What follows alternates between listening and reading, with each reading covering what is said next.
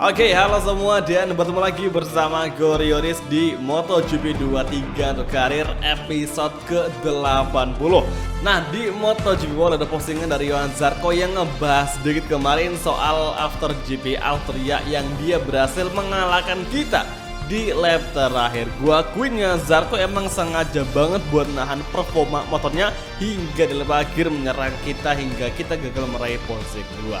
Nah, sekarang ini merupakan balapan terakhir kita udah mengalahkan Pecco Bagnaia di misi duel yang memanas. Jadi kita hari ini kayaknya udah nggak ada kesempatan nih di race ketiga itu mengalahkan Pecco Bagnaia dengan jarak minus 27 poin. Itu sangat mustahil sekali buat ngalahin Pecco Bagnaia di sini, kecuali ada sebuah keajaiban yang menghampiri kita. Tapi nggak masalah, yang penting nanti di Valencia kita bisa menang meraih gelar juara dunia. Amin. Oke guys, di sesi kualifikasi kita lihat di sini bahwa si Kobayashi dia tampil cukup menjanjikan dengan sekarang dia berada di posisi pertama meskipun harus tergeser dan semakin tergeser di posisi ketiga yang berarti Kobayashi start dari grid ketiga. Cuman ketika kualifikasi kelar kita udah bisa menggeser Kobayashi, bahkan kita meraih pole position dan ini gue rasa menjadi kualifikasi terbaik yang pernah gue bikin ya selama kita berkarir bersama Yamaha. Tapi ini jangan senang dulu karena kualifikasi biasanya beda sama race-nya. Kayak kemarin di GP Silverstone kualifikasi kita kenceng banget tapi di race kita benar-benar kayak kesulitan. Itu mungkin problem dari Yamaha cuy. Bahkan Pecco sama Zarco sudah berada di sebelah kita. Gue rasa ini bakal menjadi balapan paling seru karena kita bakal melawan Ducati lagi dan lagi. Semoga aja bisa meraih hasil yang maksimal. Dan sebenarnya ada hal menarik yang udah gua matiin cuy, dimana misalkan ya kita bandingin sama musim lalu waktu sama Ducati, dimana misalkan kualifikasi kita sama-sama menggunakan kompon soft nih antara M1 sama Desmo. Nah itu di kualifikasi kita bener-bener ngerasa kenceng sekali ya, wajar ban soft kan. Tapi ketika Deres menggunakan kompon hard medium itu sangat jauh berbeda. Yang Ducati bisa tetap kenceng tapi di Yamaha itu nggak bisa sama sekali. Kayak susah. Jadi gue rasa Ducati emang sudah unggul di segala aspek cuy.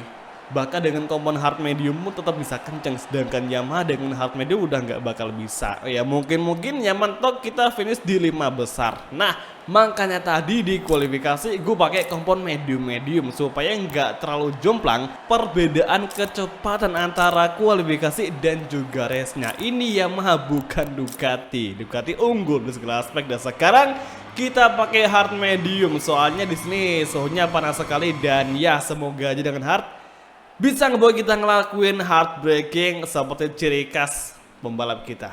Oke, langsung aja kita mulai sesi race di MotoGP Catalunya Barcelona.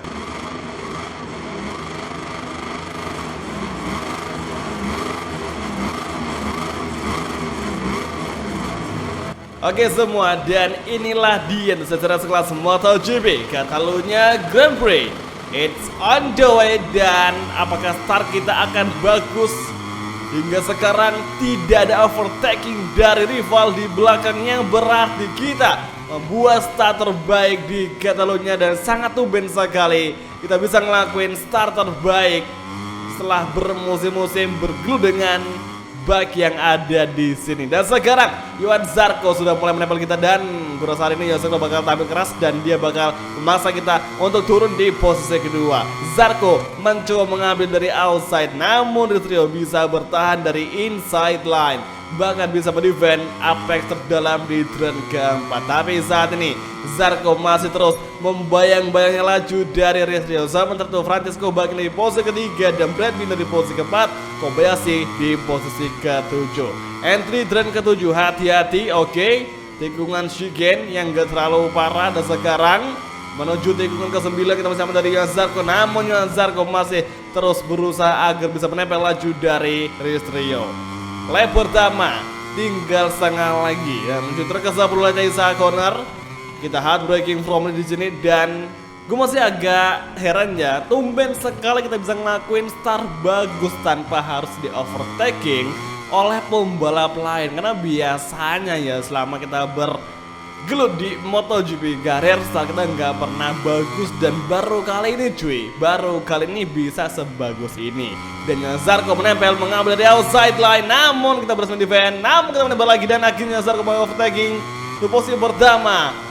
Oh my goodness, main lap kedua baru saja kita senang di posisi pertama, tapi ternyata Zarko menjadi mimpi buruk untuk Rio di balapan GP Catalunya. Turn 1 kita late break. Apakah bisa kembali menyusul Johan Zarco di lap kedua? Let's see saja. Q fokus ke fighting dan Johan Zarco langsung menunjukkan gap dengan Yamaha YZR M1 atau Yamaha Movistar MotoGP.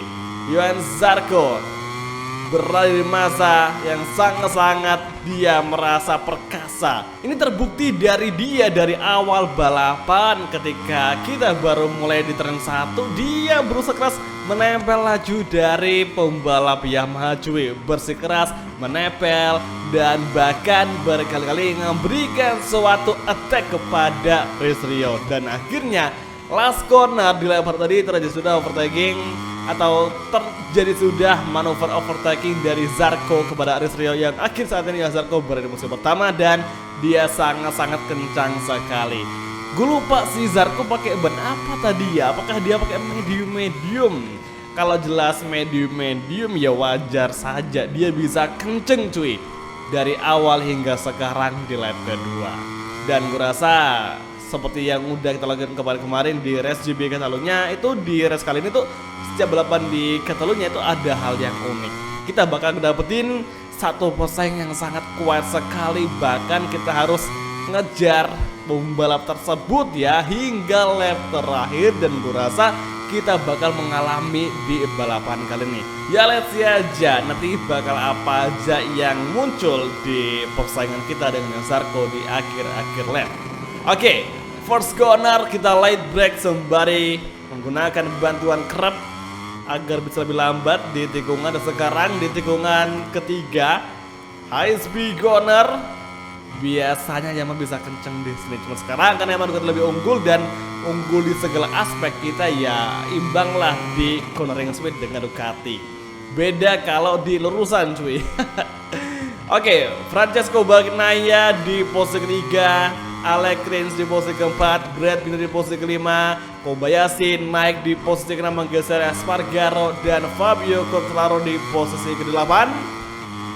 Dan kita balapan ini juga sembari berdoa ya, berharap juga agar Kobayashi bisalah paling nggak berada di 5 besar. Nah itu adalah harapan dari tim kita nih untuk Kobayashi.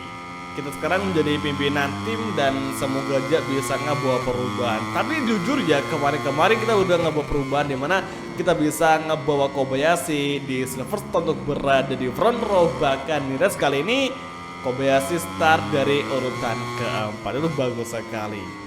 Oke, saat ini di last sector turn ke-12 SC corner, Gale semakin ramai dengan Johan Zarco. Apakah di lap keempat kita akan bermanuver overtaking Johan Zarco? Let's see guys, ke fokus ke fighting. Oke, last turn dan menuju exit corner, main straight, RHD on, menuju turn 1 lap keempat. Let's see. Kita akan light break di sini dan kita hard braking from race. Semakin ramai dengan Johan Zarco dan Johan Zarco akan semakin terancam saat ini. Di turn ketiga, tikungan cornering speed. Let's go guys, come on. Go. Peko masih di posisi ketiga, namun gap dengan Peko sangat jauh sekali. Dan cuma kita doang yang bisa ngacir nih di balapan kali ini. Johan Zarco sama Peko Bagnaia ngacir sekali dengan gap 2 detik lebih cuy. Gokil nggak tuh? Nah ini guys, di indikator ban kita bagian depan itu bisa kalian lihat ya guys ya. Dengan suhu trek 48 derajat, kompon ban hard pun itu nggak ngefek cuy di sini. Sebelah kanan loh cuy. Bayangin itu kompon kita udah tergerus banget cuy. Baru lap keempat udah segitu habisnya, yang berarti emang separah ini balapan di Catalunya untuk suhu treknya. Ngekikis ban banget cuy. Nah, sekarang oke, ada kesempatan langsung kita overtake Johan Zarco. Oh my goodness, semakin ramai. Dan sekarang Rio akan semakin menekan performa dari Johan Zarco agar Johan Zarco mundur di posisi kedua. Last sektor lap keempat. Game semakin rapat, persaingan semakin ketat dan semakin seru. Menyisakan 2 lap lagi MotoGP Catalunya. Duel epic, apakah akan terjadi layaknya Catalunya 2009? Saat ini di track lurus, Johan Zarco dengan Desmo GP23 langsung ngacir. Namun M1 akan mencoba manuver di first braking corner. Hard braking progress dan game semakin rapat lagi, semakin mengancam, semakin menekan, dan Johan Zarco akan merasa frustasi. Lap kelima saat ini. High speed cornering, Yamaha menyusul. Semakin ngepush, semakin mendorong performa terbaiknya agar bisa meraih posisi pertama. Pole position tidak akan kita sia-siakan. Kita harus kembali merebut dari Johan Zarco yang sudah menjarah kita untuk posisi pertama. 25 poin sangat berharga, dan sekarang Zarco melebar, tapi dia masih bisa kencang lagi di exit corner. Sementara itu kompon ban ke sebelah kanan sudah sangat tergerus sekali. Hard medium, medium aman, namun ban depan kita dengan hard sangat tersiksa di race kali ini. Turn 9 menuju Lacaisa, langsung saja kita bermanuver dengan hard braking. Kita overtake dari inside line, side by side terjadi dengan Johan Zarco. Namun Johan Zarco masih melawan hingga sekarang dia mengambil inside line dan mengovertake kembali Rhys Rio, dan Movistar MotoGP terpaksa harus menunda selebrasi kemenangan. Tapi di sini Rhys Rio kembali menentang Johan Zarco, dan di last sektor 2 tikungan terakhir lap kelima Zarco masih bisa unggul di sini. Rhys Rio sudah mulai keteteran cuy, dan cuaca nampak semakin mendung. Lap terakhir akan segera dimasuki. Final battle, final fight antara Johan Zarco melawan Rhys Rio. M1 masuk dari inside line, memblok pas Zarco, dan Zarco melebar hingga akhirnya Zarco masih bisa melawan lagi. Luar biasa. Dan Rhys Rio masuk dari inside line di turn ketiga. Luar biasa sekali pertarungan antara mereka berdua yang sungguh-sungguh tidak bisa kita prediksi siapa yang bakal meraih kemenangan di sini di kala cuaca semakin mendung. Di turn keempat kita melebar, Zarco menyusul lagi, menekan Rhys Rio dengan sangat agresif hingga di turn kelima Zarco mencoba masuk sepertinya, dan benar saja Zarco mengovertake Rhys Rio hingga akhirnya Ducati Prima Racing membawa kembali pembalapnya di posisi pertama. Tikungan ke-7 ke-8 fokus ke fighting. Movistar masih menyusul, memberikan pressure kepada Johan Zarco dengan Ducati Desmo GP23.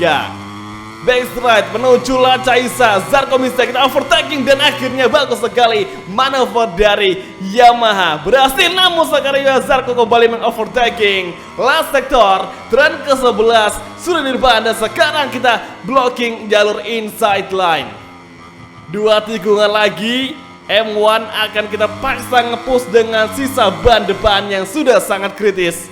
2 tikungan terakhir, come on guys, last corner, hati-hati. Johan Zarco semakin mengancam, dan sekarang menuju, oh my goodness man, Johan Zarco menabrak kita hingga akhirnya kita melebar, dan Johan Zarco, oh my god, gagal meraih kemenangan untuk Rhys Rio. Tipis sekali manuver last corner, terasa seperti Catalunya 2009. Namun Johan Zarco lebih agresif dan cukup kasar. Sial, kalah cuy. Tipis sekali ini asli. Oh my god, oh my god.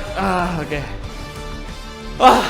Sial Johan Zarco, kok bisa sih dia ngelakuin manuver di last corner kayak gitu cuy. Asem banget. Dari awal gue bilang Johan Zarco ini dari awal musim memang cukup mengancam nih. Bukan hanya Pecco Bagnaia, itu Johan Zarco juga mengancam sekali, dan sekarang terbukti yang sekarang semakin menerkam kita cuy. Gue rasa nanti di akhir musim ini kayaknya persaingan nggak akan lepas dari 3 orang. Oke, di klasemen kita di posisi kedua, meskipun ya misi kita gagal nih karena kita memiliki jarak poin dengan Pecco itu minus 23, dan otomatis kita belum bisa di atas dari Francesco Bagnaia. Ya, Zarco semakin rapat cuy di posisi ketiga. Fabio di posisi 10 dan Kobayashi di posisi ke-12 dengan 56 poin. Gue rasa udah juga Yamaha udah bisa sekarang ini udah bisa mulai kembali bersaing di top 10. Dan ya kita harapkan semoga nanti di akhir musim teman-teman kita di Yamaha bisa setidaknya berada di zona 10 besar. Amin ya, semoga aja. Kejuaraan tim Movistar masih aman di posisi runner up. Dan di klasemen pabrikan Yamaha masih tetap berada di posisi kedua. Ini awal yang bagus di musim pertama dengan Yamaha cuy. Jadi oke semua, langsung aja mengakhiri video kali ini. Kalau gitu masih nonton dan sampai ketemu lagi di video MotoGP Career untuk episode selanjutnya. Thank you, bye dan ciao guys, sampai jumpa.